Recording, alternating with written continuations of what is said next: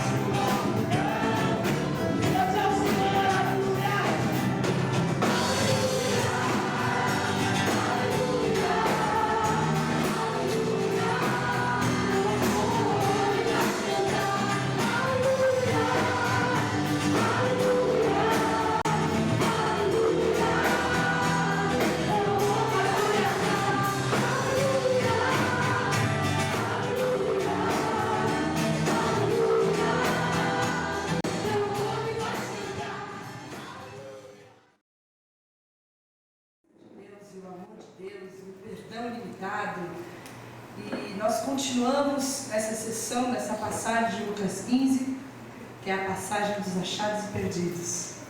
E Jesus contou 4 histórias. Ele contou a história da ovelha perdida, da moeda perdida, do filho mais novo perdido. E hoje nós vamos ver que o filho mais velho, o irmão do filho pródigo, também estava perdido. E é interessante nós vermos como ele responde, os versículos 1 e 2, uma crítica que estava sendo feita pelos fariseus, pelos escribas, pelos religiosos, que criticavam Jesus porque os pecadores e os publicanos vieram ouvir Jesus. E Jesus passou um tempo de qualidade com eles, ao ponto de sentar para comer, para se alimentar junto com eles. Algo que naquela época exigia um pouco mais de tempo. Não era um McDonald's, um Subway. Era um jantar feito, todo mundo sentava no divã e batia papo e colocava suas ideias. E Jesus se associava com esses pecadores.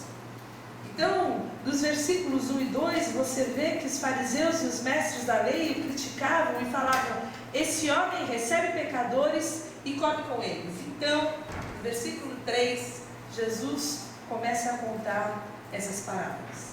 Essa parábola, especificamente, se nós respondemos nas últimas parábolas o porquê Jesus se sentava com os pecadores, essa parábola é uma resposta e, na verdade, uma pergunta: por que os fariseus e os mestres da lei não se sentam com os pecadores também?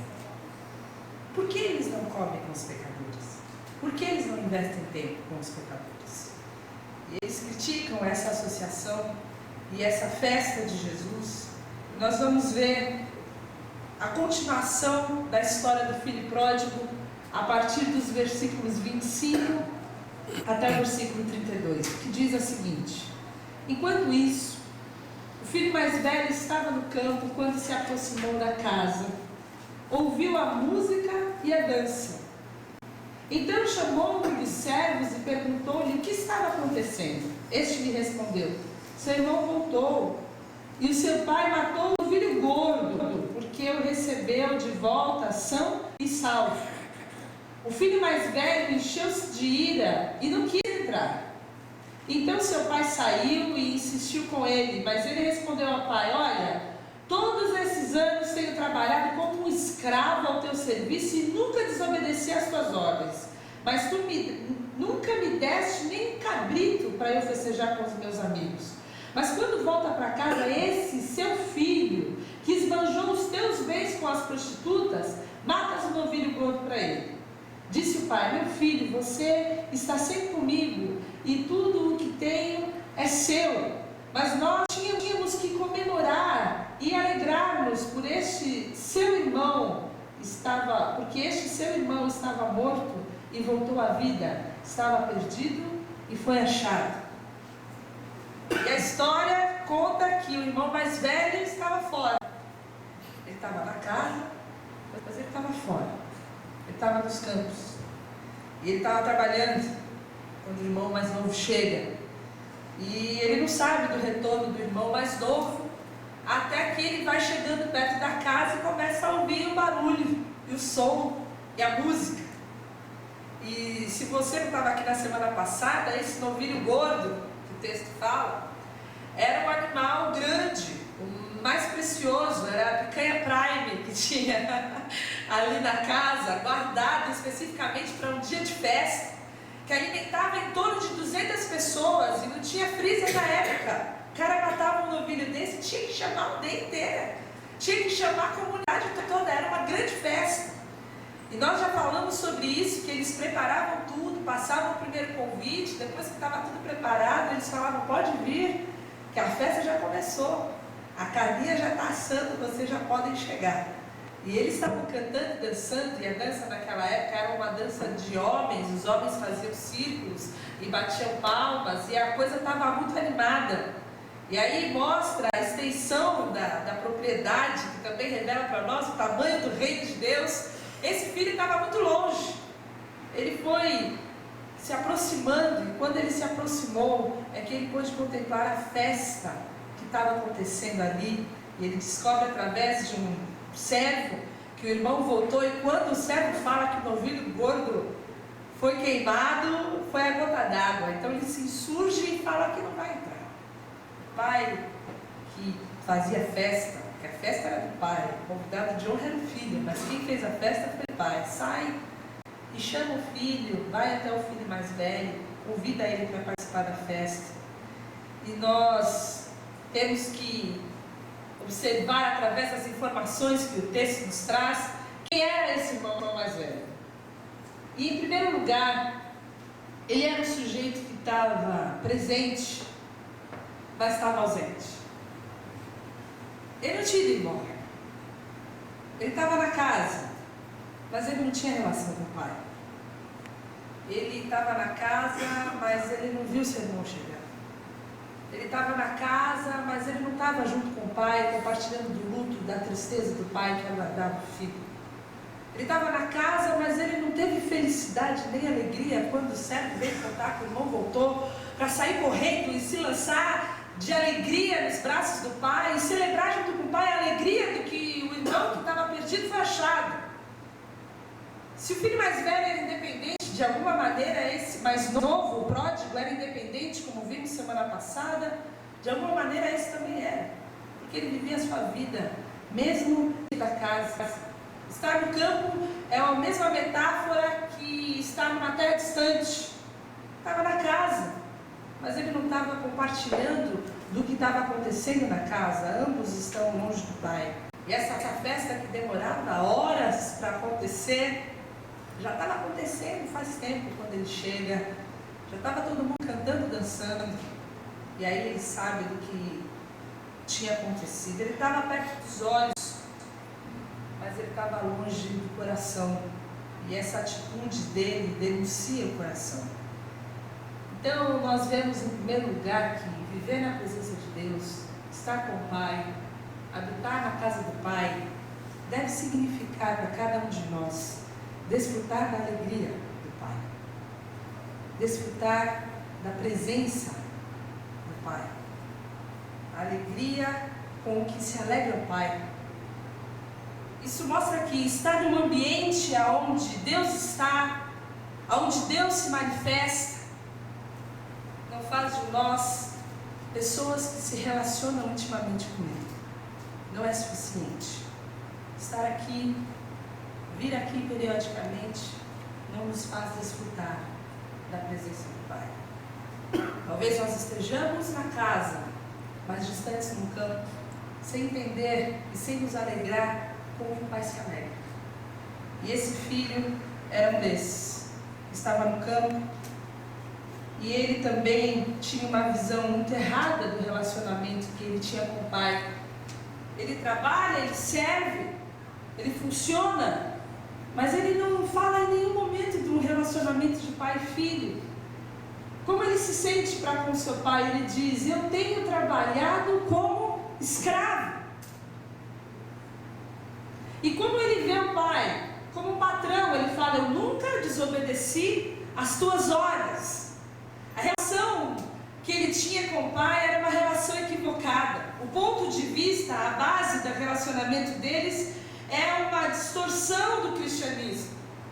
Aquela ideia que o cristão tem que fazer isso, aquilo e aquilo outro, se ele quiser funcionar como filho. O pai manda e ele obedece. Uma relação de causa e efeito. Isso não é a graça de Deus. Isso afirma para nós que cuidar das coisas de Deus não afirma o nosso relacionamento pessoal com Ele, não limpa a nossa barra. Eu sei que eu tenho que me arrepender, mas eu vou dar uma na pracinha. Eu sei que eu preciso deixar esse pecado, mas eu vou dar o dízimo. Eu sei que eu preciso perdoar, mas eu vou ficar na recepção por enquanto. Eu vou servir a Deus. Enquanto Deus não fala comigo, eu vou servindo. Enquanto eu não vou sendo transformado, eu vou servindo. E esse relacionamento de amor e de intimidade vai abrindo espaço para um relacionamento de serviço sem compromisso com o Deus das coisas. É um amor pelas coisas de Deus e não pelo Deus das coisas. E a relação que Deus tem conosco não é só uma relação de serviço. Nós não fomos chamados somente para servir também, mas como uma resposta apenas. Não é essa a base do nosso relacionamento com Deus? Atos 17, 25 fala que Ele não é servido por mãos de homens como se necessitasse de algo, porque Ele mesmo dá a todos vida, o fôlego e as demais coisas. Nós não fomos chamados para servir, nós somos chamados para sermos filhos amados. Nós vamos ver isso na sequência. A terceira coisa que nós vemos a respeito desse rapaz é que ele era justo aos seus próprios olhos. Puxa, a resposta que ele dá para o pai é a seguinte: olha, eu todos esses anos tenho trabalhado como um escravo ao teu serviço, eu nunca desobedeci às tuas ordens, mas tu nunca me deste nem um cabrito para festejar com os meus amigos. Eu estou aqui ralando, e você nunca me deu aquilo que eu merecia. Ele não pensa só que as suas obras são boas, ele não pensa só que ele faz tudo correto, tudo da forma adequada, mas ele pensa que ele merece as bênçãos do Pai, por causa das coisas boas que ele faz. Ele nunca desobedeceu ao Pai, é perfeito. E esse é o maior problema daquele que se enxerga justo diante de Deus, porque ele espera e ele exige a aprovação de Deus e as bênçãos. E assim como o filho fala, mas nem cabritinho, eu não mereço nem cabrito. Muitos se chegam diante de Deus e falam, poxa, mas eu estou indo no culto, estou participando da oração, estou indo na casa dos irmãos, estou distribuindo na ação social, nem um empreguinho, mas nem uma promoção, mas meu filho continua doente. Escuta, nem o marido ainda. As coisas não estão acontecendo, eu mereço. Como assim não estão acontecendo? Cadê meu cabrito? Cadê minha bênção? Cadê minha casa própria? É a relação daquele que se enxerga justo e bom o suficiente. Nós lembramos do jovem rico. A gente estava conversando lá em casa essa semana. A gente lembrou do jovem rico. E num determinado momento ele fala, olha, eu tenho direito à vida eterna, porque eu tenho guardado todos os mandamentos. O que mais que eu tenho que fazer? Olha, eu já guardei tudo, eu já cumpri tudo, não tem mais nada que eu precise fazer. E Jesus fala para ele, vai então, vende tudo que você tem, segue. E aí ele é desafiado para dar um passo em frente. Esse sujeito era assim também. Ele entendia que já estava salvo, que já estava digno, que era perfeito, que não fazia nada de errado. Ele se sentia merecedor. E ninguém entra no reino de Deus sem arrependimento. A partir do momento que você está cheio das suas justiças, você não precisa da justiça de Deus.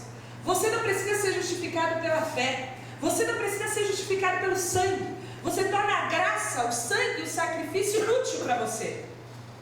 E você deixa de desfrutar da graça de Deus, porque ninguém entra no reino de Deus se não for através do arrependimento.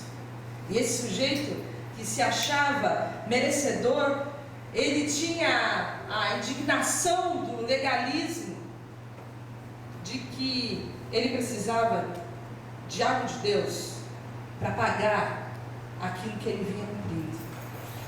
É interessante essa visão legalista da justiça retributiva, porque é uma prisão dos dois lados. De um lado, se você não cumpre tudo direitinho, não faz tudo bonitinho, né? Você tem maldição na sua vida. Olha, isso que está acontecendo na sua vida é por causa que vocês sabem bem o que é. Mas de outro lado, se você faz tudo bonitinho, corretinho, como manda a cartilha, aí você vai receber as coisas boas de Deus porque você merece, você fez por merecer. Isso está tão intrínseco na nossa mente que a gente até ensina aos nossos filhos assim, né? Papai do céu não gosta, isso está acontecendo, se você fizer bonitinho, Deus vai te abençoar. A gente não cria os nossos filhos num ambiente onde eles possam desfrutar da graça de Deus. Eu lembro de uns anos atrás, quando eu aprontei uma daquelas, eu e meu irmão, a gente se atracou daquele jeito que ninguém soltava. E o meu pai falou assim: botem os dois na posição. E a posição era com a cabeça na cama, o bumbum pro alto, a mãozinha para frente, para não machucar, tinha que ficar com a mão parada, senão tomava lambada na mão também. E nós ficamos lá, um na frente do outro. E aí a gente começou a chorar de tristeza, claro, porque ia apanhar. E a gente percebeu que estava unido na nossa tristeza. E nesse momento foi que Deus, através da vida do meu pai, ministrou para nós o que era a graça. Porque a gente precisava apanhar ali. Mas Ele não ia disciplinar a gente. A gente merecia. Mas Ele não ia disciplinar a gente. Isso é a misericórdia de Deus, né? Não dá para nós aquilo que a gente merece. E Ele orou por nós. E nós pudermos entender que muitas vezes Deus nos trata assim também. A gente merece uma sova e a gente recebe o amor de Deus e o perdão de Deus. Nós somos perdoados ali, a gente ficou bem por uma semana, mais ou menos. Coisa de criança. E nós ensinamos nossos filhos esse sentido da graça de Deus. Esse rapaz se achava digno. Irmãos, quando eu vejo essa história, eu vejo os dois irmãos, para mim o que mais me chama a atenção foi a forma como que os filhos chegaram diante do pai. O filho mais novo pisou na bola, geral, gastou 1/3 dos bens do pai, arrasou com a propriedade do pai, a vergonha do pai, tudo aquilo que nós vimos na semana passada. Mas como ele se chegou diante de Deus? Quebrado, falido espiritualmente, humilde, reconhecendo a condição de indigno. Ele chega e fala: eu vou chegar diante do meu pai e falar: eu já não sou digno. Eu não sou digno. E como aqui o filho mais velho chega: eu mereço. Eu nunca errei. Eu estou ralando aqui. Cadê o meu capítulo? Você nunca fez isso, cara. Ele se achava digno. Ele era perfeito nas suas obras, cheio de orgulho, cheio de direitos, cheio de exigências. Trabalhou pela salvação, cheio de justiça, totalmente diferente. E o humilhado ganhou a festa, participou da festa, estava sendo honrado na festa. Mas o digno não quis ir para a festa. Para ele, já deu. E esse mais velho pensa que pode ser abençoado pelas suas obras. O grande problema, o pensamento da justiça retributiva, daquele que se acha merecedor, que se acha digno, é que ele perde o verdadeiro sentido do que é a glória de Deus. Você lembra que a gente vinha falando sobre o ciclo da graça, da glória de Deus? Eu reconheço que eu sou pecador, eu reconheço o meu erro, eu reconheço a minha necessidade. Então eu recebo a graça de Deus. E para quem é a glória da restauração? É para Deus. Mas se eu não tenho do que me arrepender, e eu não preciso da justiça de Deus, para que eu preciso da graça de Deus? Para quem é a glória? Qualquer coisa que não é feita para a glória de Deus é em seguida para a glória do homem. Se eu não dou glória para Deus, nós somos chamados, Isaías 43, 7, a todos os que são chamados pelo meu nome, eu os criei para a minha glória. Eu os formei, eu os fiz para a minha glória. Nós fomos criados para a glória de Deus, chamados para manifestar a glória de Deus. E enquanto você achar que tem alguma coisa boa em você o suficiente para você merecer a graça, você não está dando glória para Deus. A glória é sua. A glória é sua.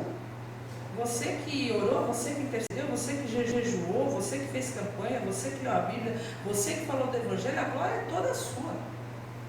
Você que falou bonito, você que cantou aquela música linda, a glória é sua. Nós não fomos criados para recebermos glória.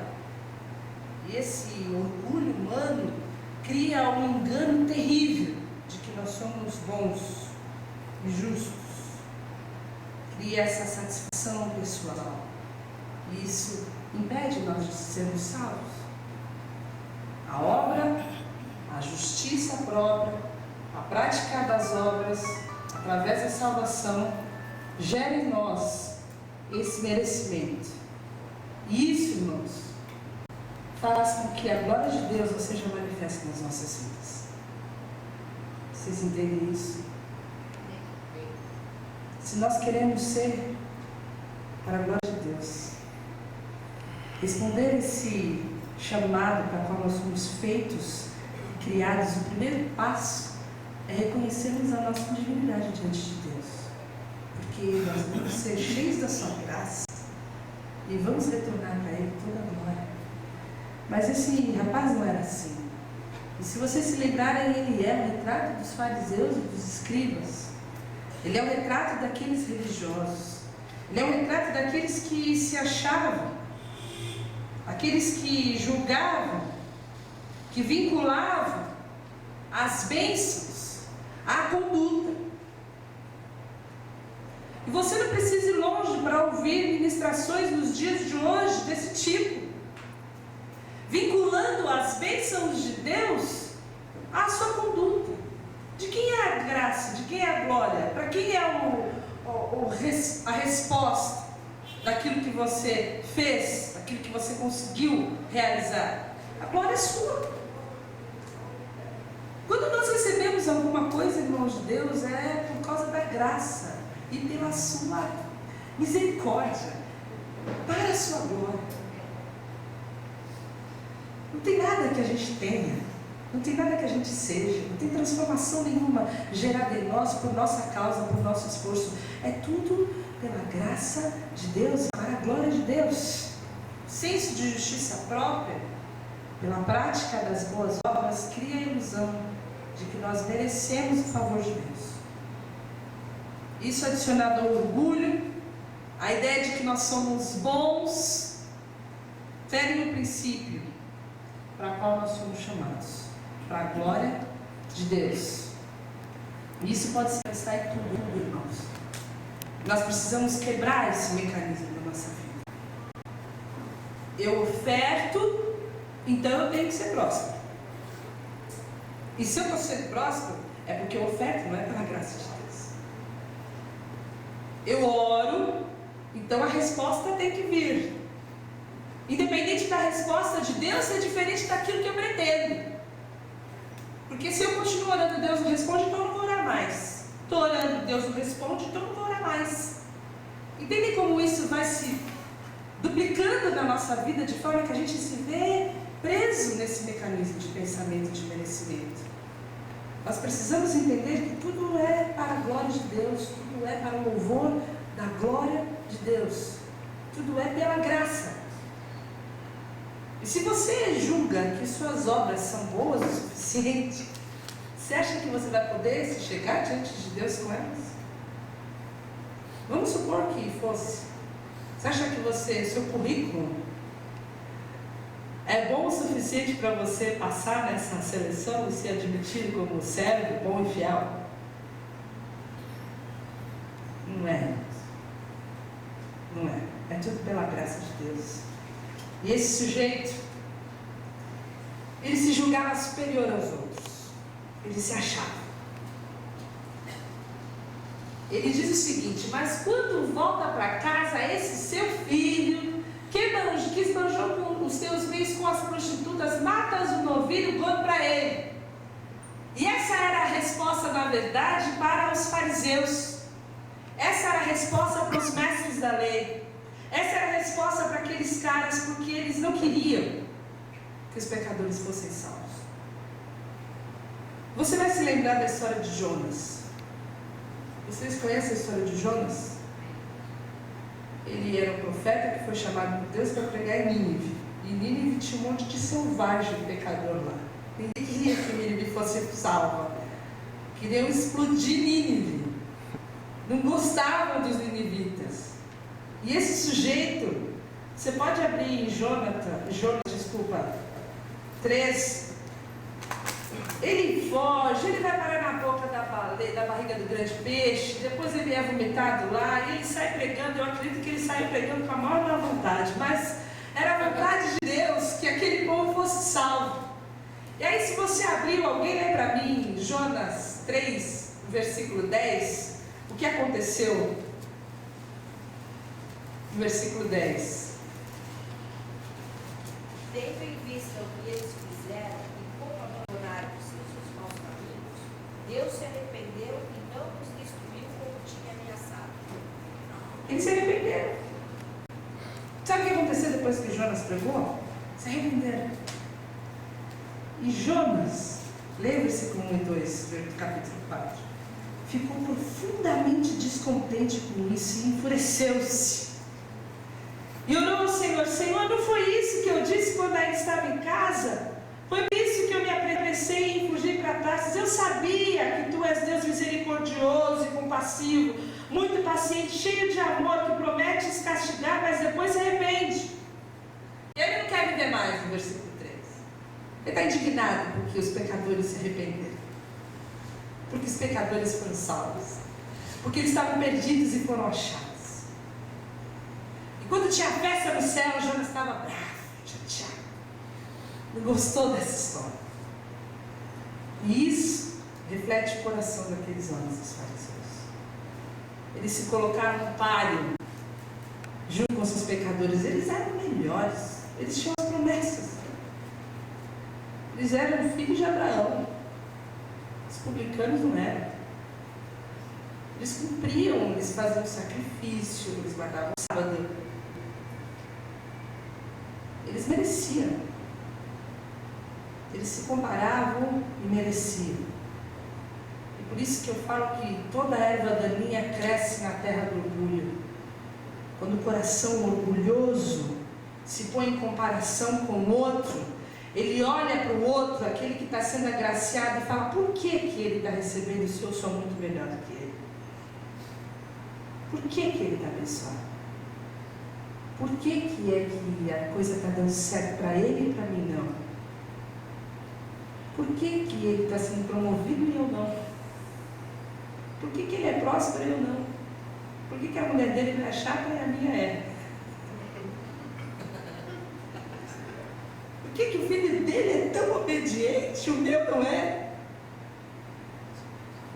E a gente vai relacionando todas as coisas assim, porque nós somos superiores, somos melhores, nós merecemos, nós somos filhos de Deus, nós somos a graça e paz. Porque as coisas não acontecem. Nós nos colocamos no páreo, e é nesse momento é que a gente vê que ele não conhecia o pai que ele tinha. Aquele pai cheio de amor, aquele pai que escolheu passar vergonha no lugar do filho, saiu correndo, mostrando as canelas pelo meio da rua. Aquele pai que abraça, que dá o anel, que dá a sandália, que dá o manto, que faz a festa. Ele não conhecia o pai que tinha. Ele não conhecia o amor do pai. Nós vemos uma coisa mais séria ainda quando ele fala: esse seu filho. E o legalismo, desculpa irmãos, passei por isso. O legalismo atinge níveis terríveis quando quebram a unidade e rompem a relação entre os irmãos. É o pior nível que o legalismo pode atingir, que a religiosidade intrínseca no nosso coração pode atingir, quando ela quebra a nossa unidade. Quando eu fico indiferente, insatisfeito e ressentido com a bênção que está acontecendo na vida do meu irmão, e eu não quero mais estar com ele, eu não celebro com ele, eu não me alegro com ele, eu não choro com ele, eu não tenho unidade com ele, eu tenho inveja do que está acontecendo com ele, de que ele está sendo abençoado e eu não. é o fim da unidade. O legalismo não espera a recompensa somente, mas também a punição. Ele não queria só uma festa para ele, um cabrito para ele. Ele acha que o irmão dele tinha que ser punido. Alguma coisa de ruim tem que acontecer com esse sujeito que saiu pecando por aí e voltou. Tem que esperar. Tem que ver. Tem que dar uma gelada nele. Esse não é o caráter de Deus. Esse não é o amor do Pai. Não foram os pecados do irmão mais novo que resultaram na celebração do Pai, na festa do Pai, mas foi o arrependimento, foi o quebrantamento, foi a humildade, foi a honestidade, foi a forma com que ele se chegou. E o irmão mais velho não compreende a graça, ele se ressente. Nós podemos ver algumas semelhanças nesses filhos. Ambos os filhos queriam uma festa, um banquete, queriam curtir. O mais novo saiu gastando, foi fazer a festa dele com os amigos e gastou tudo. O mais novo, o mais velho, desculpa, queria uma festa, queria um cabrito, queria fazer uma festa com os amigos, mas ele nunca fez. Só que eles queriam celebrar sem o pai. O mais novo, o filho pródigo, pegou a sua grana e foi gastar num lugar tão distante. E esse daqui, quando teve a oportunidade de fazer a festa, de chamar os seus amigos, o novilho estava lá. O novilho já estava assando. O pai estava feliz, o irmão estava em casa, os servos estavam em festa, a aldeia toda estava lá, mas ele não queria celebrar com o pai. Ele se recusou de celebrar com o pai. Ele queria uma festa só para ele. Nenhum dos filhos parecia ter realmente amor pelo pai, mesmo ele tendo amado os dois. Nós vimos a falta de amor quando o filho mais novo, na semana passada, deixa o pai. O filho mais velho não deixou fisicamente, mas o coração dele estava distante do coração do pai. Ele não se alegrou com que o pai se alegrava. Ele não estava aguardando que o pai aguardava. Ele não queria celebrar junto com o pai. Ambos os filhos eram escravos. O primeiro filho, ele foi escravo não só por suas paixões carnais, que o levaram a dissolver todo o patrimônio do pai, mas ele foi parar mesmo no chiqueiro para comer comida de porco, para poder voltar para casa.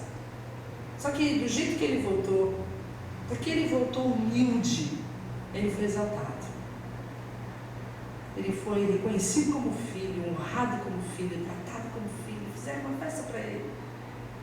O filho mais velho se sentia escravo. E olha, você pode ter coroa de rei, mas enquanto você se sentir escravo, se comportar como escravo, e você tiver essa conduta de vítima, nada vai mudar.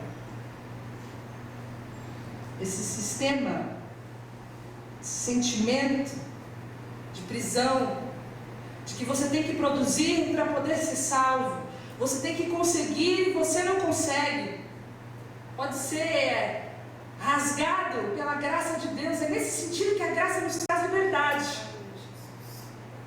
A graça nos liberta, porque nós não somos escravos do pecado, nós somos servos da justiça, pela graça de Deus. Ambos os filhos eram materialistas. Um gostava de gastar e o outro gostava de guardar. Ele era produtivo, ele estava no campo, cuidando das coisas, multiplicando o investimento dele, o patrimônio. Um tinha desperdiçado, mas o outro era um investidor. Ele sabia os benefícios que aquele campo ia trazer para ele se ele trabalhasse direitinho. E às vezes a nossa postura no reino é assim também. A gente está aqui, está investindo, mas porque a gente quer recursos materiais.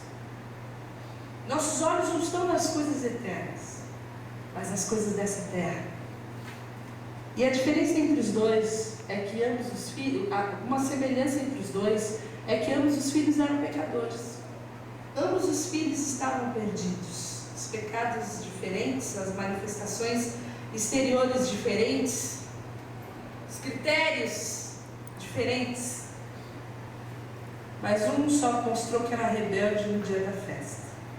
E nós vemos diferença entre eles. O mais novo saiu de casa, o mais velho ficou em casa. O mais novo era pródigo, desperdiçava, o mais velho foi produtivo. O jovem perdeu a sua herança, o mais velho não. O mais velho se sentia, mais jovem se sentia indigno. O mais velho se sentia digno. O mais jovem, pródigo, percebeu seus pecados. O mais velho não.